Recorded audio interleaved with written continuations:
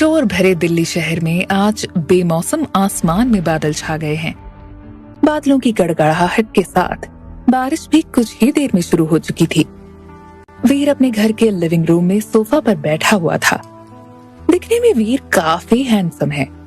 वो एक 25 साल का यंग और डैशिंग लड़का था, जिस पर कॉलेज की सभी लड़कियां मरती थीं। कारण था, एक तो वो दिखने में काफी हैंडसम था और दूसरा वो हम्बल होने के साथ साथ ही पढ़ाई में काफी इंटेलिजेंट था। वो जामिया से मास कम्युनिकेशन की पढ़ाई कर रहा था। आरोही यार, कितना वेट कराओगी? 8 बज गए हैं। अब तक तो तुम्हें आ जाना चाहिए था। वो घड़ी की तरफ देखकर बुदबुदा रहा था। आज उसने अपनी दोस्त आरोही को अपने घर बुलाया था। हालांकि पहले आरोही ने उसे कहीं बाहर चलने के लिए बोला था, लेकिन उसने अपने घर ही डिनर के लिए उसे मना लिया। इस दौरान उसने आरोही से ये भी कहा कि वो उससे कुछ पर्सनल बात करना चाहता है। ऐसे में आरोही मान गई। कॉलेज में वीर की एक ही दोस्त थी और वो कोई और नहीं बल्कि आरोही थी। बाकी किसी से वो पर्सनल रिश्ते नहीं रखना चाहता था। आरू, मैं आज तुम्हें अपने दिल की बात बता देना चाहता हूँ। आज 2 साल हो गए हैं हमें मिले, लेकिन पता नहीं क्यों मैं चाहकर भी अपने दिल की बात तुम्हें बता नहीं पाता हूँ। एक अजीब सा डर लगता है मुझे तुम्हें बताने में। पता नहीं क्यों मुझे रिजेक्शन का डर लगता है। कहीं मेरे प्यार की वजह से मैं तुम्हारी दोस्ती ना खो दूं। यही सोचकर मैंने आज तक तुम्हें अपने दिल की बात नहीं बताई, लेकिन अब मैं खुद को रोक नहीं पा रहा हूँ।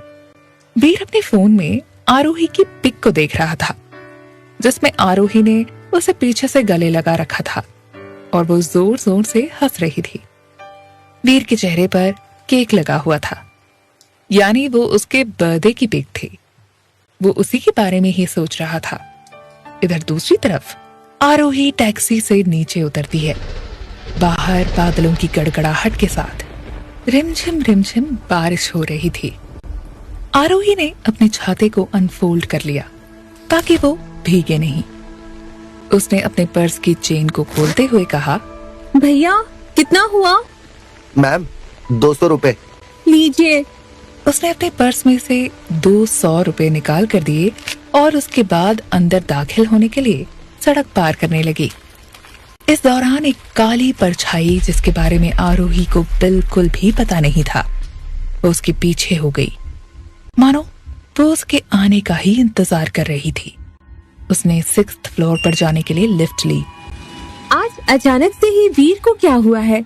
उसने मुझे किस लिए बुलाया है? आरोही छाती को फोल्ड करते हुए बुदबुदाई। वो अपने फोन के स्क्रीन में देख रही थी। तभी अचानक से ही लिफ्ट के ऊपर से उसके फोन पर एक खून की बूंद गिरी। खून? ये कहाँ से गिरा है? खून की बूंद देखकर वो चौंक गई। उसने कांपते हुए ऊपर की तरफ देखा तो लिफ्ट के ऊपर कुछ भी नहीं था। ये खून की बूंद कहाँ से आई? उसने बुदबुदाते हुए उसे अपने रुमाल से साफ कर दिया। हालांकि उसे बहुत अजीब लग रहा था, लेकिन वो डरे बिना जल्द से जल्द वीर के फ्लैट में पहुंच जाना चाहती है। कुछ ही देर में लिफ्ट 6th फ्लोर पर जाकर रुकी और लिफ्ट का दरवाजा अपने आप खुल गया, जिसके बाद वो वीर के फ्लैट की तरफ बढ़ी। इधर पीछे से उसके जाने के बाद लिफ्ट अचानक से ही भयंकर तरीके से हिलने लगी, मानो उसे कोई जोर से हिला रहा हो। और फिर अचानक ही लिफ्ट के मिरर पर खून से रंगे 2 हाथ उभरे और उसके कुछ देर बाद उन हाथों के नीचे "मैं तुम्हें नहीं छोड़ूंगी" वाक्य भी खून से छप गया, मानो किसी ने आरोही को चेतावनी दी हो। हालांकि आरोही को इस बात की जरा भी भनक नहीं थी कि कोई बुरी आत्मा उसके साथ घर में दाखिल हुई है। उसने बिना किसी परवाह के वीर के फ्लैट की ओर जाकर डोरबेल बजाई। कुछ ही देर बाद वीर ने दरवाजा खोला। अरे आरोही, तुम? उसके सामने आरोही थी।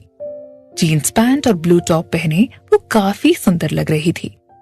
करीब 5 फीट 6 इंच लंबी, गोरा रंग, लंबे खुले बाल, गुलाबी होठ और मध्यम आकार की आंखें। मतलब आरोही दिखने में बहुत सुंदर थी।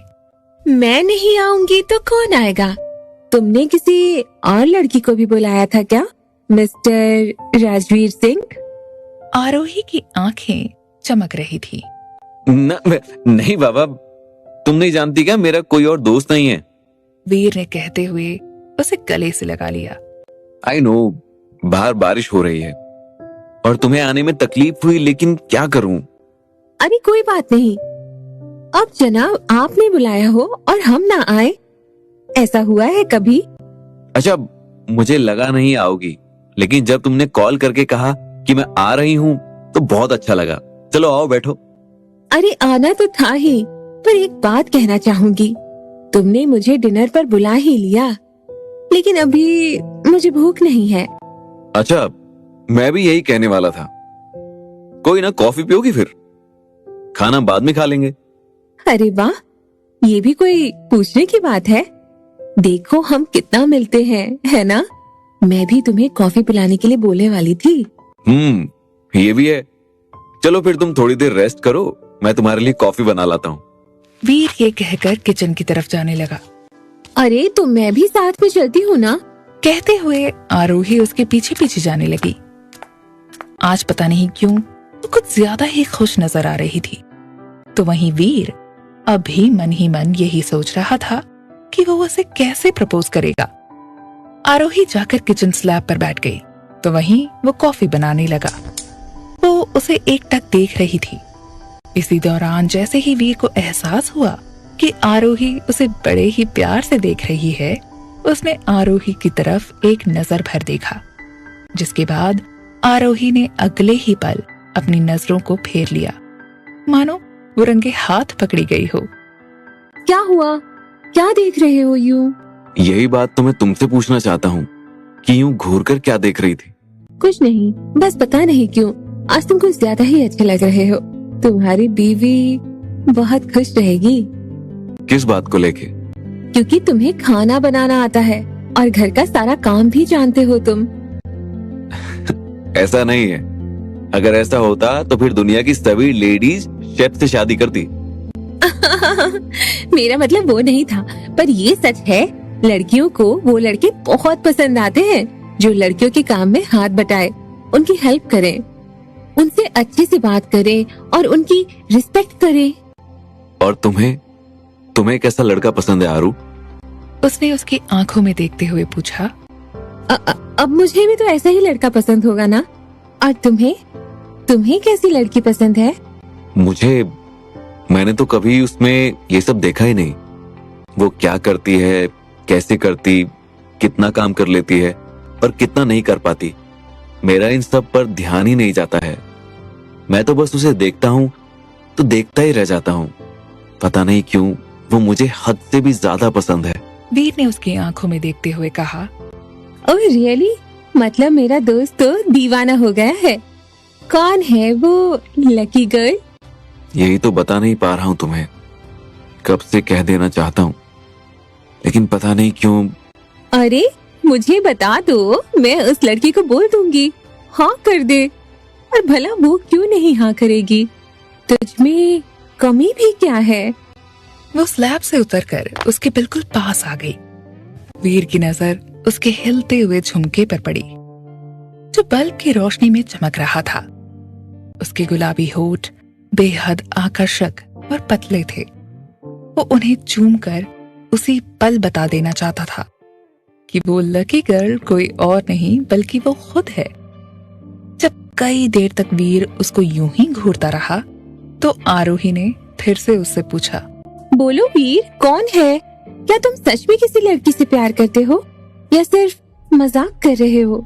हाँ बाबा, सच में। I love her very much. तो बताओ फिर कौन है वो, मैं भी जानना चाहती हूँ। आरोही ने जैसे ही कहा, वीर को महसूस होने लगा कि आरोही उससे प्यार नहीं करती है, और ऐसे में अगर उसने उससे कहा कि वो उसे प्यार करता है, तो हो सकता है आरोही उसके प्यार को ठुकरा दे। वो यही सोच रहा था, तभी एक बार फिर आरोही ने उस पर दबाव बनाया। बोलो वीर, तुम किससे प्यार करते हो?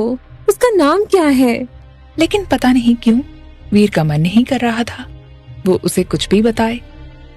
आखिर क्या वीर आरोही से अपने प्यार का इजहार कर पाएगा?